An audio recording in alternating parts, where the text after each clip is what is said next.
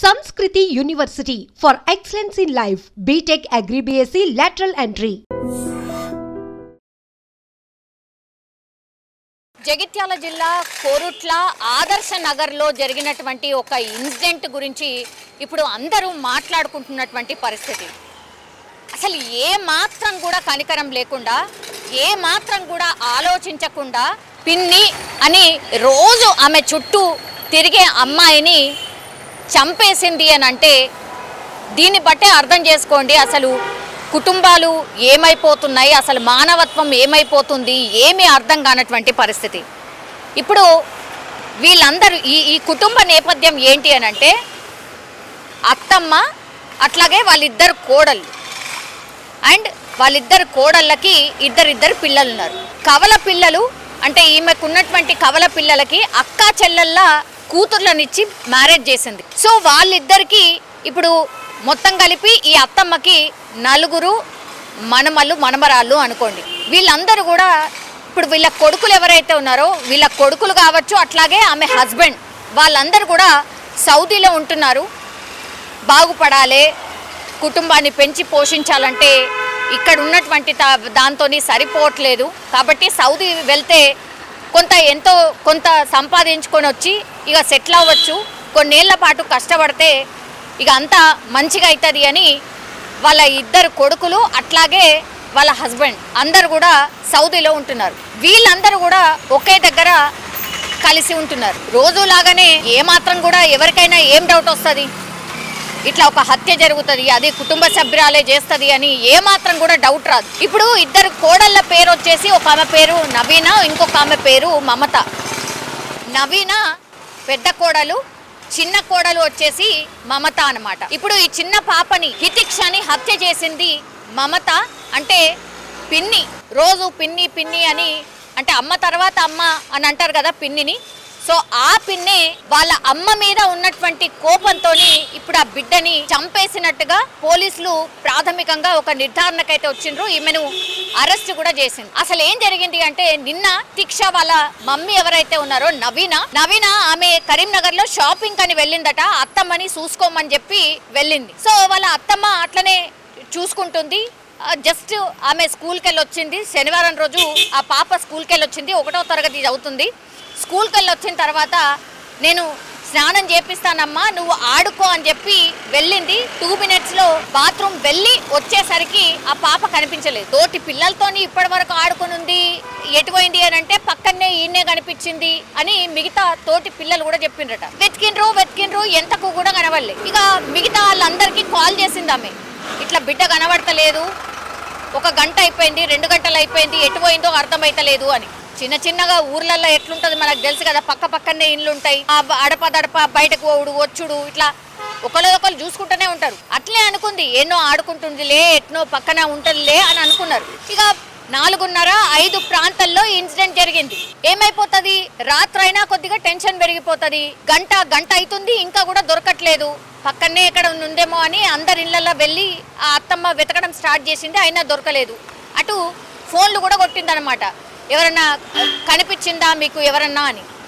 ఇప్పుడు ఈ మమత ఎవరైతే హత్య చేసిందని భావిస్తున్నారో వాళ్ళ పిన్ని వరుస, ఆమె దగ్గరలో ఉన్నటువంటి ఒక దగ్గర చిన్నగా ప్రైవేట్ జాబ్ చేస్తూ ఉంటదట. సో ఈమె అదను కోసం వెయిట్ చేసింది, ఎప్పుడు అదను దొరుకుతుందా, నా అక్క ఎట్లా తీర్చుకోవాలి, నా అక్క మీద కోపాన్ని ఏదో ఒక రూపంలో తీర్చుకోవాలి అని అనుకుంది. దానికి బేసికల్లీ 2 రీజన్స్ చెప్తున్నారు. ఒకటి, ఆమె బెట్టింగ్లలో పైసలు ఓడగొట్టుకుందట. దగ్గర 18 లక్షల వరకు బెట్టింగ్ లో పైసలు పోడగొట్టింది మమత. అయితే ఆ అప్పు తీర్చడానికని ఇక వీళ్ళు మగవాళ్ళు ఆడ సౌదీలు ఉంటున్నారు కదా, అంతో కొంత పంపించిన తర్వాత ఈ బెట్టింగ్ కి సంబంధించిన అప్పులు ఏవైతే ఉన్నాయో వాటిని తీర్చడం స్టార్ట్ చేసిండ్రు. ఇళ్లలో ఎట్లుంటదో మనకు తెలుసు కదా. ఇక ఒక మాట ఆ మాట ఈ మాట, వాళ్ళ అత్తమ్మనుడు, ఆ తర్వాత నవీన అంటే వాళ్ళ అక్క అనుడు, ఇవన్నీ ఆమె తీసుకోలేకపోయింది, తట్టుకోలేకపోయింది. చాలా టైమ్స్ ఆమెని పాయింట్అవుట్ చేస్తూ ఇవే మాటలు అనడం, ఆమెకు కోపం తెప్పించడం, పదే ఆమెను గుచ్చి నీ వల్లనే అప్పైంది, అందుకనే వీళ్ళందరూ బయట పోయి ఉంటున్నారు, నీ వల్లనే అని చాలా టైమ్స్ అంటూ ఉండేవాళ్ళట. అండ్ ఇంకోటి ఏంటి, ఈ రీజన్ తోని ఇప్పుడు ఈ పెద్ద ఆమె ఎవరైతే ఉన్నారో నవీన, ఆమెకు ప్రయారిటీ పెరిగిపోయింది, ఎక్కువ ఇంపార్టెన్స్ పెరిగిపోయింది. అంటే ఈమె మాట అసలు ఇంట్లో చెల్లేది కాదు, కేవలం నవీన మాటనే వినేది, వాళ్ళ అత్తమ్మ కావచ్చు, మిగతా ఎవరైతే ఉన్నారో కుటుంబ సభ్యులందరూ కూడా. సో దీంతోని ఆమె కోపం ఇంకా రెట్టింపు అయిపోయింది. ఏం చేయాలా, ఏదో ఒకటి చేయాలా, నా వల్ల అయితలేదు అనుకుంది. వీళ్ళకి ఏదో ఒక లెసన్ ఖచ్చితంగా నేను వాళ్ళకు నేర్పియాలి అని అనుకుంది. అసలు ఏమీ ఆలోచించలే, ఇంకా ఏదో ఒకటి గట్టిది పెద్దది చెయ్యాలి, అయితే గాని వీళ్ళిగా దారికి రారు అనుకున్నదో ఏమనుకుందో తెలియదు గాని పాపం ఈ హితిక్ష అనే పాపని చంపేస్తే ఆమె కోపం తీరుతుంది అనుకున్నదా, లేకపోతే ఆ లక్క మీద అంటే తోటి కోడల మీద ఉన్న కోపం పోతుంది అనుకున్నదా, ఏం ఆలోచించిందో తెలియదు. తీరా చూస్తే ఆ రోజు ఇప్పుడు నవీన వాళ్ళ అమ్మ హితిక్ష వాళ్ళ మమ్మీ షాపింగ్ కి వెళ్ళింది. అత్తమ్మ ఒక్కతే ఉన్నది, పిల్లలు మాత్రమే ఉన్నారు, బయట ఆడుకుంటున్నారు. ఇదే అదనుగా భావించింది కాబట్టి ఆమె ఏం చేసింది, పిన్నే కాబట్టి పాపం హితిక్షకు కూడా ఏ మాత్రం కూడా డౌట్ రాలేదనుకుంటా. సో మూడో ఇల్లు, వాళ్ళ ఇల్లు నుంచి మూడో ఇంటి దగ్గర ఆమె అంటే ఆ ఇల్లుకి నా కాంపౌండ్ కి సంబంధించిన గేటు లేదు, అట్లాగే బాత్రూమ్ కి డోర్ కూడా లేదట. సో అదే కరెక్ట్ ప్లేస్ గా భావించినట్టుంది. తీరా ఆ పాప ఆడుకుంటూ ఆడుకుంటూ అటు పోయిందా, లేకపోతే ఈమెనే పిలిచి ఆ బాత్రూమ్ లో పిలిచి చంపేసిందా తెలీదు. ఇప్పుడు పోలీసుల విచారణలో అవన్నీ కూడా బయటపడే పరిస్థితి ఉంటుంది. ఆ పక్కన మూడో ఇల్లు, వాళ్ళ ఇల్లు నుంచి మూడో ఇంటి దగ్గరనే ఆమె శవమై కనిపించింది, పూర్తిగా రక్తపు మడుగులో ఆ పాప గొంతు దగ్గర. ఇప్పుడు ఈ మమత ఎవరైతే ఉన్నారో ఈ మమత కత్తి అట్లాగే కట్టర్తోని అత్యంత దారుణంగా పాశవికంగా ఆమె గొంతు దగ్గర పొడిచి చంపేసినట్టుగా పూర్తిగా ఆనవాళ్లు కనిపిస్తున్నాయి. బాత్రూమ్ లో రక్తపు మడుగులో ఆ పాప పసిపాప పడి ఉంది, పూర్తిగా చనిపోయింది అని నిర్ధారణ చేసుకున్న తర్వాతనే ఆమె వెంట ఆల్రెడీ ఇంకో డ్రెస్ తెచ్చుకుంది. సో ఇవన్నీ రక్తపు మరకలు ఉంటాయి కాబట్టి మమత ఆ డ్రెస్ ని మార్చేసుకొని ఇంకో డ్రెస్ వేసుకొని ఏమీ తిరగనట్టు ఏమీ ఎరగనట్టు ఆమె బయటకు వచ్చి మళ్ళీ హితిక్షని వెతికే ప్రయత్నం చేసింది. ఎంత దారుణం ఒకసారి ఊహించుకోండి. వాళ్ళలాగానే కలిసిపోయి నా బిడ్డనే ఏదో మిస్ అయినట్టుగా నాటకం ఆడుతూ దొంగ ఏడుపులు ఏడుస్తూ తల బాదుకుంటూ గట్టి గట్టిగా అరుస్తూ ఏడుస్తూ ఇంత చేసింది. అసలు విజువల్ చూసిన వాళ్ళు ఎవరైనా సరే ఇప్పుడు మమతనే హత్య చేసింది అన్న తర్వాత అసలు ఆశ్చర్యపోతున్నారు. గింత భయంకరంగా మనుషులు ఉంటారా, గింత భయంకరంగా ఆలోచిస్తారా, అసలు మానవత్వం చచ్చిపోయిందా అని మాట్లాడుకుంటున్నటువంటి పరిస్థితి. ఆ చిన్న పాపకి అసలు ఏం తెలుసు? నీకేమైనా కొట్లాటుంటే నీకేమన్నా ఉంటే పెద్దవాళ్ళు మీరు మాట్లాడుకోవాలి, లేకపోతే సపరేట్ ఉండాలి, మీ వల్ల కలిసి ఉండడం కాకపోతే ఇంకోటే చేయాలి. గాని ఆ పసిపిల్ల ఏం తప్పు చేసింది, నీకేం హాని చేసింది? రోజు నిన్ను పిన్ని అని అంటే అమ్మ తర్వాత నెక్స్ట్ అమ్మ పిన్ని అవుతుంది. అట్లాంటి అమ్మాయిని చంపేసింది మమత అంటే ఇక ఎవరిని నమ్మాలి? అసలు పిల్లలు ఎవరిని నమ్మొచ్చు అనేది అర్థం కాని పరిస్థితి. ఇక్కడ అదే జరిగింది. ఎందుకంటే ఆమె మరి ఏం ఆలోచించిందో తెలియదు. క్రైమ్ చేసేసి ఆ పిల్లని చంపేసిన తర్వాత ఆమె కోపం తీరిపోతుంది అనుకున్నది కావచ్చు, కానీ నేను దొరక అని ఎట్లా అనుకుందో అర్థం కాలేదు. సీసీ కెమెరాలు ఉన్నాయి, టెక్నాలజీ ఉంది. అండ్ ఇప్పుడు మమత ఒక్కతే చేసిందా, మమతతో పాటు ఇంకెవరన్నా సహకరించిండ్రా, మమతతో పాటు ఇంకెవరికైనా కోపం ఉందా హితిక్ష మీద, లేకపోతే వాళ్ళ ఫ్యామిలీ మీద ఎవరికైనా కోపం ఉందా? ఇట్లా అన్ని కోణాల్లో పోలీసులు దర్యాప్తు చేస్తున్నారు. ఈ మొక్కతే చేసిందా, లేకపోతే ఇంకెవరైనా సహకరించిండ్రా, ఇట్లా అన్ని కోణాల్లో పోలీసులు అయితే దర్యాప్తు చేస్తున్నారు. ఇప్పుడు ఆమెను తీసుకెళ్లి పోలీసులు విచారణ చేస్తున్నారు, అరెస్ట్ కూడా చేసిండ్రు.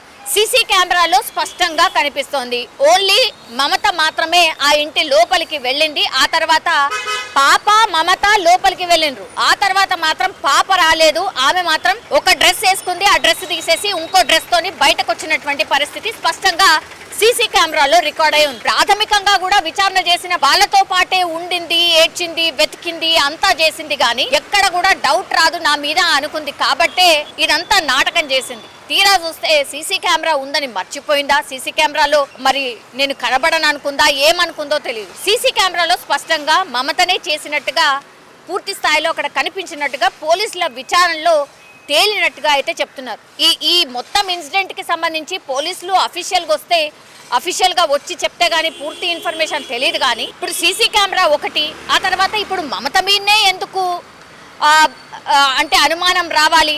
ఎందుకంటే ఇంట్లో బాలేదు, ఇంట్లో వాళ్ళిద్దరికి పడట్లేదు. కాబట్టి ఈ కోణంలోనే పోలీసులు విచారణ చేసినప్పుడు మరి ఈమెనే హత్య చేసి ఉండొచ్చా అని విచారణ చేసినప్పుడు ప్రాథమికంగా కొంత ఇన్ఫర్మేషన్ వచ్చింది, మమత మీదనే డౌట్ వచ్చింది. కాబట్టి ఇప్పుడు పోలీస్ స్టేషన్లో అరెస్ట్ చేసి విచారణ చేస్తున్నారు.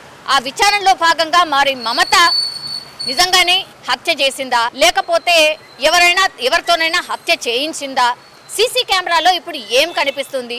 మనకు బయటకు వస్తున్న ఇన్ఫర్మేషన్ ప్రకారం అయితే మమతనే చేసినట్టుగా చెప్తున్నారు. కొంత ప్రాథమిక ఇన్ఫర్మేషన్ అయితే బయటకు వచ్చింది కాబట్టి దాని ఆధారంగా మనం మాట్లాడుతున్నటువంటి సిచ్యువేషన్. కానీ ఎంత దారుణం కదా, మమతనే అంటే పిన్నే హత్య చేయడం ఇప్పుడు పూర్తిగా తెలంగాణలో సంచలనంగా మారిపోయింది కేసు. ఇప్పుడు ఆమెకు కూడా పిల్లలు ఉన్నారు. వాళ్ళ పిల్లల మైండ్లో ఏముంటుంది? ఇప్పుడు అమ్మ ఇట్లా చేసింది అని వాళ్ళకి తెలియకుండా ఉంటుందా? మాట్లాడకుండా ఉంటుందా? ఇప్పుడు వాళ్ళని ఎట్లా చూస్తారు మిగతా వాళ్ళు? ఇప్పుడు నవీన్ అనే ఎట్లా చూస్తుంది? బిడ్డను చంపిన పిల్లల్ని ఎట్లా చూడాలా? ఇవన్నీ క్వశ్చన్స్. అంటే ఏదో కోపంలో చేశామంటే చేశాం అన్నట్టు అనుకుంటే మరి మిగతా దాని తర్వాత వచ్చే కాన్సిక్వెన్సెస్ ఎంత భయంకరంగా ఉంటాయి అనేది కనీసం ఆలోచన ఉండట్లేదు. ఇంత భయంకరంగా మనుషులు ఎందుకు మారిపోతున్నారో అర్థం కావట్లేదు అంటూ కూడా చాలామంది ఈ ఇన్సిడెంట్ తెలిసిన వాళ్ళు మాట్లాడుతున్నటువంటి పరిస్థితి కనిపిస్తోంది. కానీ అత్యంత దారుణం.